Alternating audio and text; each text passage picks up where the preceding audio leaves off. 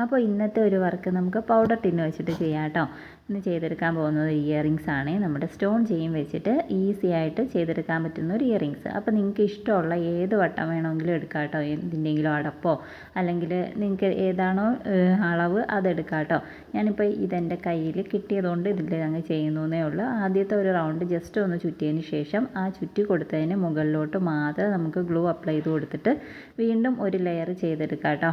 അതായത് ഇങ്ങനെ ഒട്ടിച്ചു കൊടുക്കുകയാണ് ചെയ്യുന്നത്.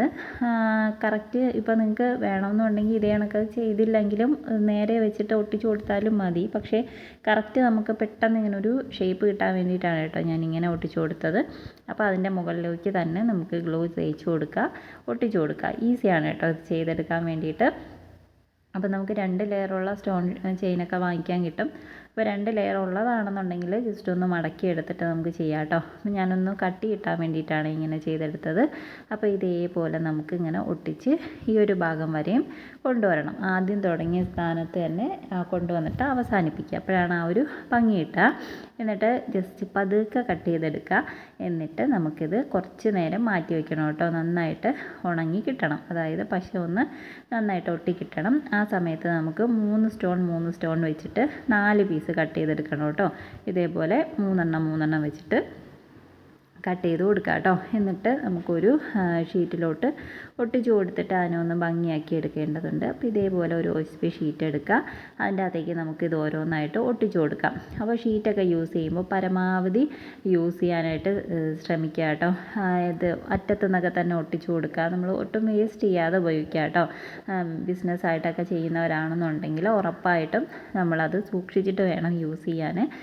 ഒരുപാട് ഇങ്ങനെ വേസ്റ്റായി പോകാനൊന്നും പാടില്ല കേട്ടോ. അപ്പോഴാണ് നമുക്ക് എന്തെങ്കിലുമൊക്കെ ഒരു ലാഭം ഇതിൽ നിന്ന് ഈ ബിസിനസ്സുകളിൽ നിന്നൊക്കെ കിട്ടുക. ഓക്കെ, അപ്പോൾ അത് ഇതേപോലെ ഒന്ന് അടുക്കി നീറ്റാക്കി ഒട്ടിച്ചു കൊടുക്കുന്നുണ്ട്. 4 പീസാണ് കേട്ടോ ഒട്ടിച്ച് കൊടുത്തേക്കുന്നത്. അപ്പോൾ ഇതേപോലെ ഒന്ന് കറക്റ്റാക്കി കൊടുക്കുക കേട്ടോ. ഇത് നമുക്കൊന്ന് ഉണങ്ങാൻ അനുവദിക്കണം. അപ്പോഴേക്കും ഈ ഒരു സംഭവം ഉണങ്ങി കിട്ടിയിട്ടുണ്ട്. ഇനി നമുക്ക് ഇതിൽ നിന്ന് പതുക്കെ ഇളക്കിയെടുക്കാം കേട്ടോ. അപ്പോൾ ഈ ഒരു ടിന്നിൻ്റെ അകത്തേക്ക് പശ ഒട്ടി പിടിക്കാൻ പാടില്ല കേട്ടോ. എന്നാൽ പിന്നെ ഇളക്കിയെടുക്കാൻ ഇച്ചിരി ബുദ്ധിമുട്ടാവും. ഇതിപ്പോൾ ഇത്തിരി പശ ഇവിടെ ആയിട്ടുണ്ട് കണ്ടോ നിങ്ങൾ.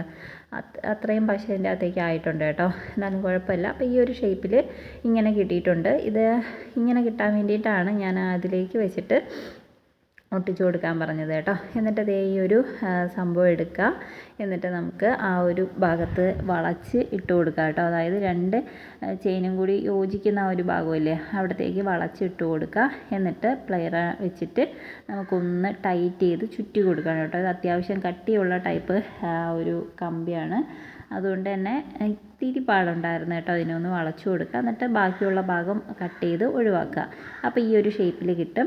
ഇനി നമുക്ക് അതിൻ്റെ ആ ഒരു സ്റ്റഡ് ഭാഗം കട്ട് ചെയ്തെടുക്കാം കേട്ടോ. അപ്പോഴേക്കും അതൊന്ന് ഉണങ്ങിയിട്ടുണ്ടാവും. അപ്പോൾ അത് നമുക്ക് കട്ട് ചെയ്തെടുത്തിട്ട് ഇനി കട്ട് ചെയ്യുമ്പോൾ നല്ല നീറ്റായിട്ട് ആ ഒരു ഷീറ്റ് പുറത്ത് കാണാത്ത രീതിയിൽ കട്ട് ചെയ്യണം കേട്ടോ. പിന്നെ അത് ഈ ഒരു സ്റ്റഡ് നമുക്ക് അതിൻ്റെ അകത്തേക്ക് ഒട്ടിച്ചു കൊടുക്കാം.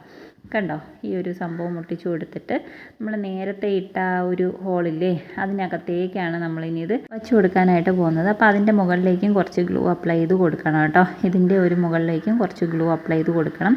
ഇപ്പോൾ ഇത് ഒട്ടിയിട്ടില്ല കേട്ടോ. അതുകൊണ്ടാണ് ആ ഒരു ഗ്ലൂ തേക്കാൻ ഇച്ചിരി പാട്. അപ്പോൾ ഇത്തിരി നേരം വെയിറ്റ് ചെയ്തിട്ട് ഒട്ടിക്കുകയാണെന്നുണ്ടെങ്കിൽ നന്നായിട്ട് തന്നെ കിട്ടും കേട്ടോ. അപ്പോൾ ഇതും നമുക്കിതിൻ്റെ മുകളിലേക്ക് നന്നായിട്ട് പ്രസ് ചെയ്ത് ഒട്ടിച്ചു കൊടുക്കാം. ഇത്രയേ ഉള്ളൂ. പെട്ടെന്ന് ഒട്ടിക്കോളൂ കേട്ടോ. കുറച്ച് ടൈം കൊടുത്ത് നമ്മൾ ചെയ്യുകയാണെന്നുണ്ടെങ്കിൽ നല്ല നീറ്റായിട്ട് തന്നെ നമുക്ക് ഈ മോഡൽ കമ്മലുകൾ ഉണ്ടാക്കിയെടുക്കാനായിട്ട് പറ്റും. അപ്പോൾ ഇതെങ്ങനെയുണ്ട്, നിങ്ങൾക്ക് ഇഷ്ടപ്പെട്ടോ ഇല്ലേ എന്നുള്ള കാര്യങ്ങളൊക്കെ കമൻറ്റ്. നമുക്ക് നെക്സ്റ്റ് വീഡിയോയിൽ കാണാം.